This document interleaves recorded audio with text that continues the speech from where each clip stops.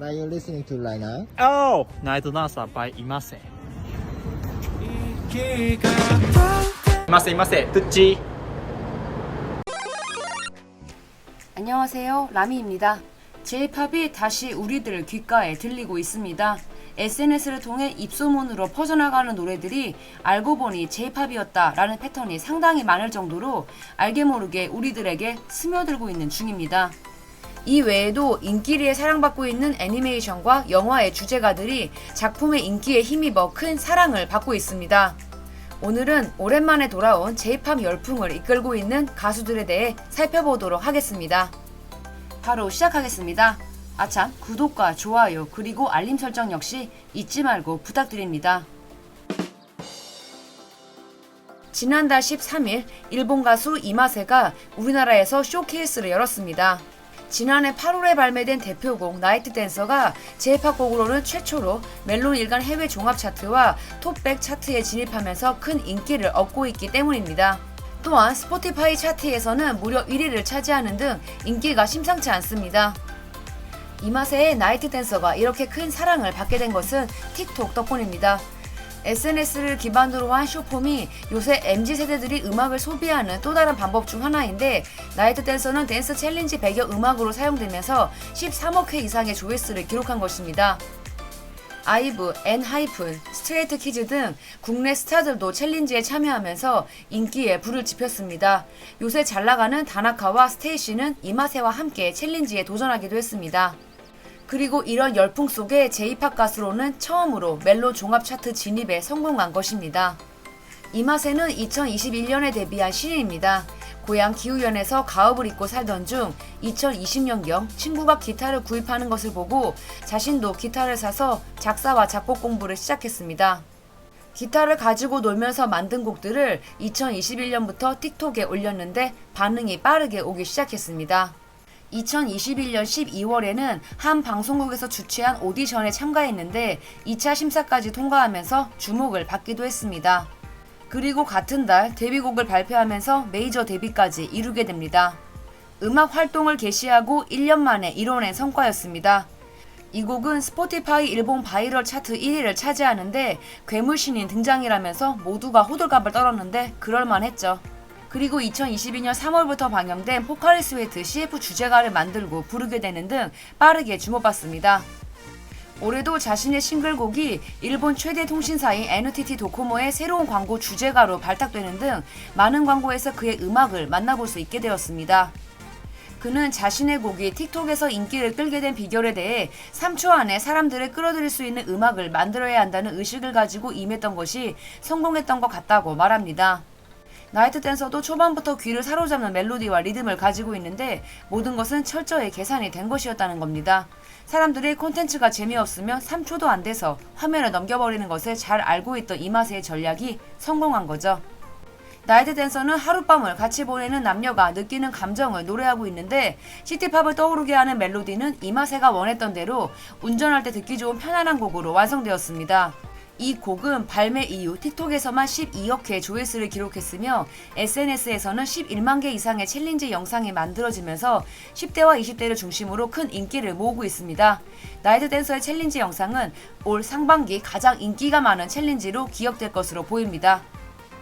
그리고 우리는 이마세의 이름을 기억해야겠죠. 성공안을 가진 아버지는 초등학생 후지 카즈에게 이렇게 말합니다. 아들아, 이제는 유튜브의 시대가 올 거다. 아버지의 말을 잘 듣는 아들이었던 후지인은 3살 때부터 배웠던 피아노 실력을 살려 2010년부터 성인이 될 때까지 유튜브에 커버 영상을 올리게 됩니다.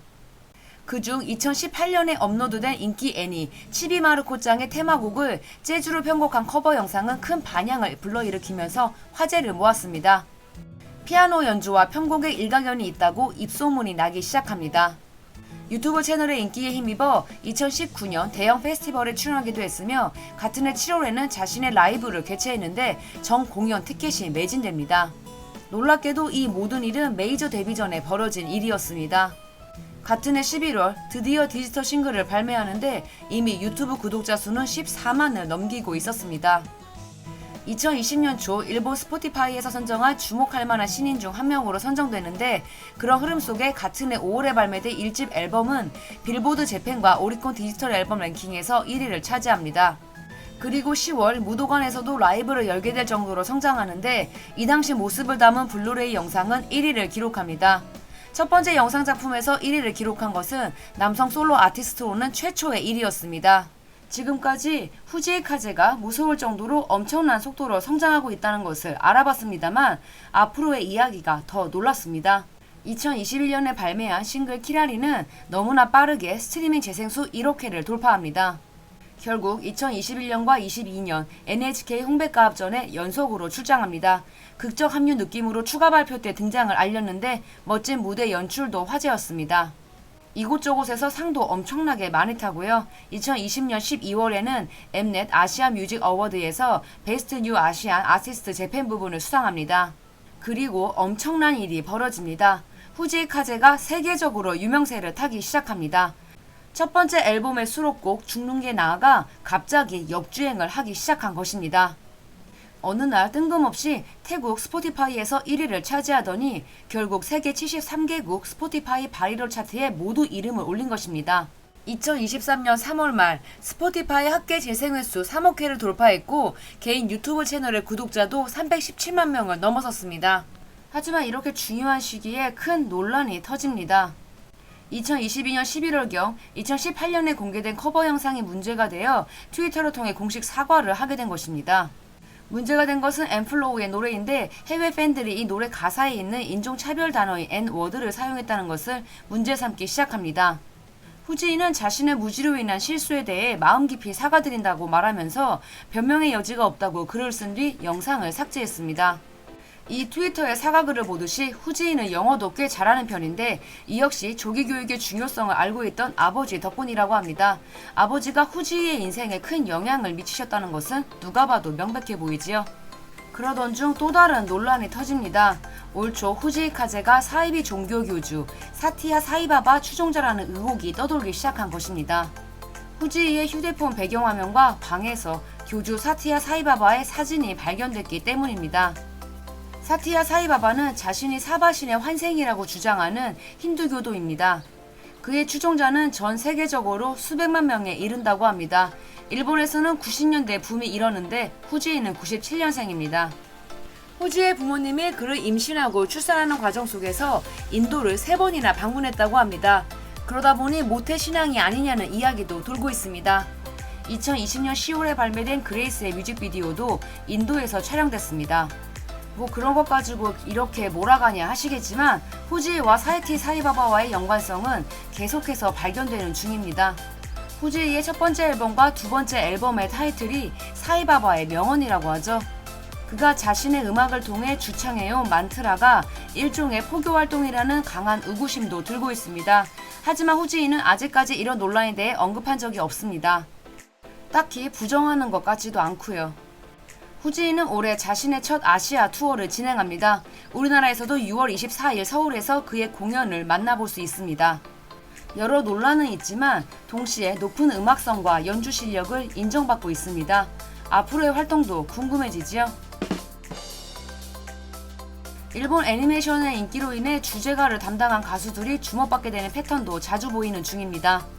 많은 이들의 추억을 소환한 영화 더 퍼스트 슬램덩크의 엔딩곡이었던 텐피트의 제 제로감이 멜론 뮤직 4위를 기록한 것입니다. 영화와 더불어 노래까지 큰 사랑을 받게 되자 지난 4월 한국을 방문해 내한 라이브 이벤트도 진행했습니다. 스즈메 문단 속의 OST를 담당한 레드윈프스 역시 7월 내한 공연을 진행합니다. 원래부터 레드윈프스의 보컬 노다 요지로는 이미 유명인사였지만 스즈메 문단속이 500만 관객을 돌파하면서 더 크게 주목받고 있습니다.